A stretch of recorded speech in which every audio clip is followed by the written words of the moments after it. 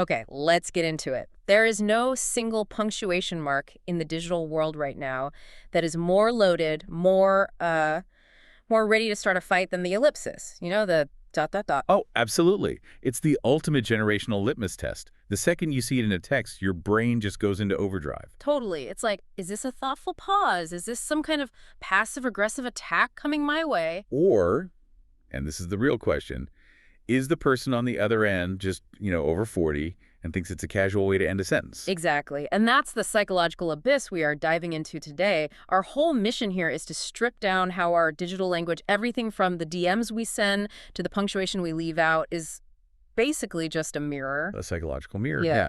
We're looking at everything, the speed of your typing, the periods you don't use. It all says something about your stress levels, about power dynamics. And about this really weird tension between, like, cold, hard algorithms and the raw emotional code we're all trying to hide in our chats. Well, we have to, right? I mean, digital text is so impoverished. It's flat. When we started texting, we basically threw out all the nonverbal cues. Gone. No more tone of voice, no body language. No facial expressions, and this is the big one, no prosody. The rhythm and the pitch of your voice that gives it all its meaning. So without that, we're just left scrambling, relying on these tiny little markers, these dots and question marks. And that's where it all falls apart. That's where these huge, massive interpretation gaps open up between generations. We're using the same keyboard, but we are speaking completely different emotional languages. Completely different. So let's start right at the epicenter of that, at that fault line, the so-called boomer ellipsis. The infamous boomer ellipsis. Yeah. If you're like Gen Z or even a younger millennial, getting a text with a bunch of dot, dot, dots feels off. It feels like something's being held back. It's a little ominous. It is, and the confusion makes perfect sense because the function of that punctuation has literally shifted over time. How? Well, if you go back to, how people wrote in the mid-20th century, think about formal letters, office memos, or, and this is key, postcards. Postcards, okay. The ellipsis was mainly for, omission, or to show that a thought was continuing, or just to keep the conversation feeling open and casual. So it was actually a sign of goodwill, like, hey, this conversation's ongoing. You get what I mean? Precisely. It was a sign of courtesy. It was like a soft, full stop, way less aggressive than a hard declarative period. That was the context they grew up with. It was polite.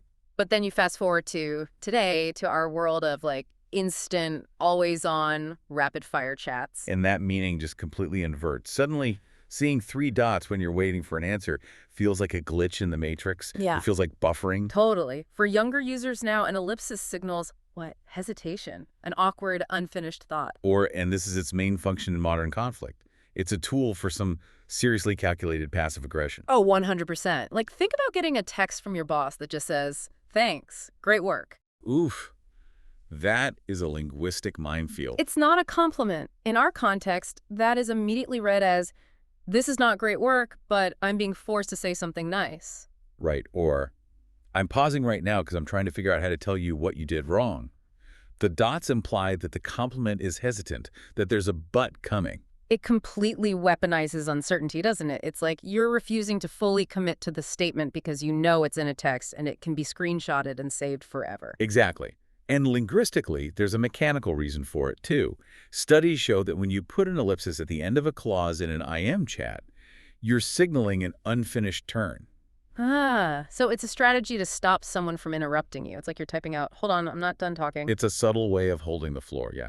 The message is basically, don't reply yet, the important part is still coming. Wow. And it's not just the ellipsis that's changed, right? I mean, even the humble period, the full stop, has taken on all this emotional weight. Oh, the period is a whole other thing. In what linguists call IDC, informal digital communication, the period has become a mark of, hostility. Or at the very least, it feels super formal. Like if someone texts you back, okay, with a period. It feels cold, emotionally distant. You immediately think, oh, they're mad at me. I've literally had this conversation with older family members. They were taught, in school or in secretarial jobs, that a period was necessary to make a text look proper. And they're genuinely confused when you tell them it makes them sound angry. Completely baffled. They're just trying to use good grammar, but to a younger person, it reads as active annoyance. The difference between yeah, sure and yeah, sure is huge. It is. The first one is chill, it's conversational. The second one, with the period, throws some serious shade. It shifts the entire emotional tone from casual agreement to a begrudging final confirmation. And this just reflects a much bigger shift, right? Older generations came from a print culture. Proper grammar was a sign of respect. You followed the rules to show you were taking it seriously. But for millennials, and especially Gen Z, the whole game is optimized for speed, for efficiency. Why waste the energy on a period when a comma or just a new line does the job? It's about maintaining the flow. That's why you see people intentionally not capitalizing I. It's just faster. It keeps the conversation moving. It's a language built for its medium. Mm-hmm. But here's the paradox you mentioned earlier. The written ellipsis is seen as ambiguous and negative. Right. But in spoken conversation, an ellipsis like a pause or omission of words is actually a really positive signal. Wait, how is it positive? In a spoken chat, those pauses work as what they call a continuer. They signal something called intersubjectivity. Which is what, exactly? It's just the process of building a shared understanding. Like if I'm explaining something complex and I pause, I'm probably looking at your face for a nod, for a sign that says, yeah, I'm with you. I see. So the pause is a tool for connection. We use it to make sure we're on the same page. Exactly. So the same exact behavior, a pause, an omission, is supportive and connective when we're face to face. But when you write it down as 3 little dots, it flips. It becomes a signal for suspicion, for confusion, or passive aggression. The medium completely changes the message. The dots on the screen are permanent, they're a blank space, and we're forced to project our own anxieties onto them. And when we have to guess someone's intent, we usually guess the worst. That makes so much sense. Okay, so let's move beyond just the generational theory for a second and talk about function, specifically like in the workplace. Right, in what linguists call communities of practice. Mm-hmm. Here, the ellipsis stops being just a generational quirk and becomes a real strategic tool. Especially in places where hierarchy and culture are a big deal. It becomes a very deliberate instrument. You see this so clearly in studies of instant messaging in some Asian business cultures, like in Hong Kong workplaces. Okay, and there, the culture puts a huge emphasis on social harmony, on saving face, and on respecting the hierarchy. Exactly. So direct confrontation is a really bad idea. It's costly. Uh-huh. And the ... becomes a way to navigate that. So how does it work? How does it help you navigate a power structure? In a few ways. First, there's that technical thing we talked about, holding the conversational floor. If you're in a chat with your boss, using the dots can stop them from interrupting you while you're laying out a complex idea. So it's a quiet way of claiming your space to think. Yeah, a preemptive move against getting cut off. But the social function is where it gets really interesting. It's used to soften bad news. To deliver negative feedback without causing a confrontation. Right. In a harmony-focused culture, that's critical. So if you have to tell your superior something went wrong, using ellipses can sort of perform reluctance. It imitates hesitation. It's like you're showing them, this is difficult for me to say. And it makes the bad news feel less abrupt, less aggressive. It helps both people save face. Mm-hmm. The boss sees the dots and thinks, okay, they're not just dropping a bomb on me. They understand the gravity of this. Mm-hmm. It diffuses the tension. That's fascinating. It's performative reluctance. But what about the most powerful use? You said it can be used for silence. This is the most strategic move. We think of silence as nothing, but it's not. Silence is communication, and it can be a form of resistance. Give me an example of how an ellipsis does that. Okay, imagine your boss sends you a joke in a chat. Maybe it's inappropriate or just not funny.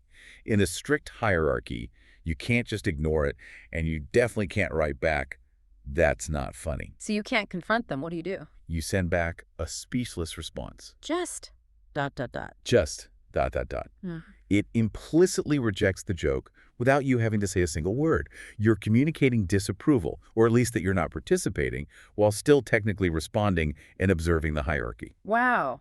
You're withholding your thoughts to protect yourself. The dots become a shield. A genuine professional shield. And this idea of, stripping away language for efficiency, language economization, isn't just cultural. It has real clinical uses. You're talking about the research with aphasia, with reduced syntax therapy, REST. Exactly.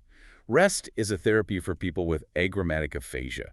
These are individuals who have a really hard time producing grammatically complete sentences because of brain damage. So their ability to use syntax, the glue of language, is impaired. Right. So counterintuitively, instead of trying to force them back into speaking with perfect grammar, they teach them to speak more elliptically, to use less grammar. that's it. The goal is to stimulate the production of simplified sentences. So instead of making them say, the man with the blue shirt is standing inside the building, they're coached to just say the important stuff, like everybody inside. And that works better. It works much better. It bypasses the damaged parts of the brain that handle all that complex grammar. By stripping the language down, they can communicate more effectively and efficiently. It's literally turning a neurological bug into a communicative feature. Which brings us right back around to the psychology of it all, to vulnerability. The ambiguity of the ellipsis is basically a tool for social self-preservation online. It's a protective layer. Because the meaning is so vague, you always have plausible deniability. If someone calls you out on a passive-aggressive text, you can always say, oh, you totally misunderstood me. That's not what I meant at all. It's the same thing we do in real life when we avoid being truly vulnerable. We ask these vulnerable leak questions. Right, like repeatedly asking a friend, are you okay? Are you sure you're okay? That's the safe question. When the real, scary, vulnerable thing you want to say is, I'm worried that you're mad at me, and that scares me because I value our friendship. But we don't say that because it's too risky. You might get rejected. So we use these ambiguous signals instead, both in person and online, and it just leads to all this confusion and disconnection. Totally. And the research confirms it. Studies on how we interpret these markers, the period, the ellipsis, even lull, show that the meaning changes wildly depending on who sent it, what your relationship is, and the context. The meaning is almost always seen as ambiguous. And because we know it's ambiguous, we're constantly suspicious. We're always trying to decode a message that might not even have a secret code. Exactly. Okay, so we've been deep in the subjective world of meaning and interpretation. Let's pivot. Let's talk about the objective physics of typing itself. The hard data. Yes. Away from what the dots mean and into what the keystrokes are.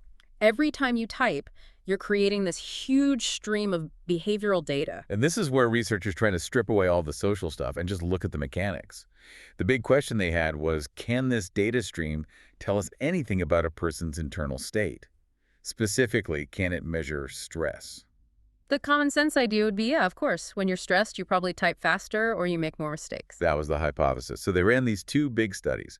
One was a controlled lab study with about 50 people, and the other was a huge online one with over 900. And what do they do? In both, they had people type out some text under two conditions. Yeah. Low stress and then high stress, which they induced with like a really fast, hard mental math test. And they tracked a bunch of different typing features to see what changed? A bunch is an understatement.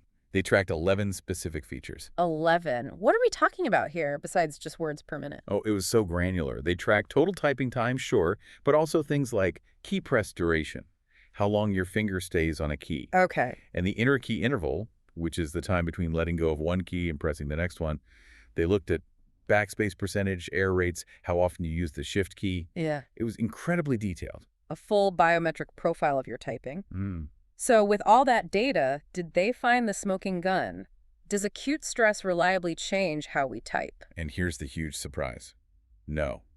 The results were super inconsistent. Wait, really? So the idea that you type all messy when you're stressed didn't hold up? Not in a reliable way, no. They used all these sophisticated analysis methods, from traditional stats to machine learning, and they only found a few, like, tiny, isolated links. And those links weren't even the same across both studies. So there's no consistent stress signature in our typing. At least not for that kind of acute, in-the-moment stress. For example, the average time between keystrokes, that inner key interval, showed almost no significant difference between the high-stress and low-stress groups. Trying to measure sudden stress this way just turned out to be really unreliable. That's a huge finding. So you can't just look at how someone is typing in a tense moment and say, aha, they're stressed out. Not with any certainty. But, and this is a big but, that study was looking at acute stress, a sudden pressure, mental fatigue over a long period. That's a completely different story. Okay, so what happens when you look at fatigue? That's where the picture becomes crystal clear. Another group of researchers tracked office workers' typing behavior for 6 straight weeks. No interruptions, just their normal day-to-day work. This sounds way more relevant to real life. What did they find? They found 2 key markers that were incredibly sensitive to mental fatigue, and both of them increased steadily as people spent more time on a task, day after day. Okay, hit me with marker number 1. The first was the length of that inner key interval, the time between keystrokes. As people got more and more tired, not stressed, but just mentally worn down, that little gap of time between their finger presses got longer. So a cognitive lag starts to show up in the hardware. Why does that happen? It's a direct reflection of your mental load. As you get fatigued, your attention starts to wander, and your brain has to work harder just to stay focused. So the signal from I need to type the letter T to your finger actually pressing T, it slows down. So your brain's declining energy levels are literally leaking out through the keyboard. It's an objective proxy for cognitive efficiency and motivation. And the second marker was just as clear. Which was? The percentage of backspace keystrokes. Error correction. As fatigue went up, people made way more mistakes. Typos, grammatical slips, you name it. And so, naturally, they had to hit the backspace key a lot more to fix them. That is so powerful. So you combine those two things, a longer pause between T's and more backspacing, and you have a real-time objective measure of mental fatigue. Exactly. And you don't have to rely on someone self-reporting, yeah, I'm feeling a little tired. The data doesn't lie. It's an objective measure of performance degradation. Which also explains why the acute stress study failed. Sudden stress gives you an adrenaline rush. It could make you type faster or it could make you type chaotically. The results would be all over the place. But fatigue is just depletion. It's a slow, steady decline, and the data tracks that decline perfectly. Okay, this is wild, and this connects directly to the future of all this, right? Yeah. We've just established that our flaws, our mistakes, our slowness, it's all measurable data. And now for the twist. Researchers are taking those exact human flaws and intentionally programming them into AI chatbots. To make the user experience better, that feels so backwards. It's the great paradox of AI design. To make a machine feel trustworthy and, smart, you have to make it imperfect. If a chatbot responds instantly with a perfect answer, our brains just reject it. It feels unreal. It feels inhuman. We need to see it think. We need to see the struggle. We need it to look like it's second-guessing itself, just like we do. So how do you even begin to program a machine to hesitate and make mistakes? What's the framework for that? They model it on two main categories of human typing. The first is hesitation. They do this by slowing the AI's overall typing speed down to a more human pace and, crucially, by inserting little pauses into the text as it's being generated. Okay, so it looks like it's contemplating the question, but you mentioned that slowness alone isn't enough. Right, and that's where the second and most vital ingredient comes in: self-editing. Which means what? It's programmed to make typos. Exactly. It's modeled to deliberately delete things, to insert new words, to change its mind mid-sentence. It might make a typo, and you see it go back and fix it. Or it might swap out one word for a better one. So they're literally programming the AI to look like it's struggling to find the right word, to make it look like it's creating a thought, not just pulling an answer from a database. And it's that visible process, that performance of thought, that we find so convincing. They ran this amazing study where they had people interact with 3 different AI agents. They all gave the exact same final answer, but they delivered it differently. Okay, break down the 3 agents for me. So first you had the blue agent. This was your baseline, super fast, instant answer chatbot. Maximum efficiency. The robot. The robot. Yeah. Then you had the green agent. This one only had the hesitation feature. It was slow and it paused, but when the text finally appeared, it was perfect. No mistakes. And the third one, the red agent, I'm guessing was the messy one. The red agent was the star. It had both hesitation and the self-editing. So you'd see it pause, then type a word, delete it, fix a typo, and then continue. It looked like a real person working through a tricky thought. My logical brain says people must have preferred the fast one, the blue agent. That's the whole point of AI, right? Speed. That's what you'd think. But users hated it. They consistently called the blue agent unreal and impersonal. It felt like talking to a search engine. Okay, so instant speed is creepy. But then surely the slow but perfect one was next best. Nope. The green agent, the one that only hesitated, was the least favorite of all. Wow. Why? People called it sluggish, robotic, and even dumb, because the slowness didn't seem to have a purpose. There was no visible sign of thinking or correction, so the delay just felt like inefficiency. It was pure uncanny valley. So the key isn't just to slow the AI down. You have to make it look messy. That's the secret sauce. The red agent, the one that paused and made mistakes and fixed them, was overwhelmingly the most preferred. People called it more natural, more human-like, more thoughtful, and even more amiable. And they actually talked to it for longer. For much longer, which suggests they trusted it more. They were more invested. This is such a contradiction. We get annoyed when humans in our lives hesitate and use vague punctuation because we see it as a flaw. But we demand that our machines perform those exact same flaws We only trust them when they look imperfect. And it was the self-editing, the visible mistakes that people loved. They saw it as a sign of intelligence. They interpreted the machine correcting itself as, oh, it made a mistake, it caught it, and it fixed it. This thing is smart. It mirrored a real, authentic thought process. So in human-to-human chats, we love seeing that little bubble that says so-and-so is typing. It tells us they're engaged. It reduces our own cognitive load. We want that speed from other people. But when a machine is that fast, it just feels wrong. It's too perfect. We require the machine to perform the act of deliberation, and that performance has to include hesitation and correction. We're literally teaching ourselves to see doubt as a sign of trustworthiness. So we're stuck in this really bizarre communication gap. On one hand, we're all struggling to figure out what our friends and family mean with their punctuation. We're defaulting to suspicion and anger over a misplaced period. And at the exact same time, we're spending billions of dollars to teach machines how to perfectly copy our own imperfections, our slowness, our typos, our backspaces. Because perfect, flawless efficiency feels alien. It feels unreal. All these little signals, the time between keys, the backspace count, the dot, dot, dot, they've become our new broken nonverbal cues. The hard data is revealing our mental fatigue, while the subjective symbols are just driving us apart. And the only version of the future we seem to want is one where our AI is programmed to have the same glitches we try so hard to hide in ourselves. So if the only way we can actually trust a piece of artificial intelligence, the very pinnacle of logic and efficiency, is to program it to look like it's second-guessing itself, what does that say about what we really need from each other? About the essential role that doubt and maybe even vulnerability plays in any genuine connection? Is that dot, dot, dot, that symbol of uncertainty, now the most necessary punctuation we have?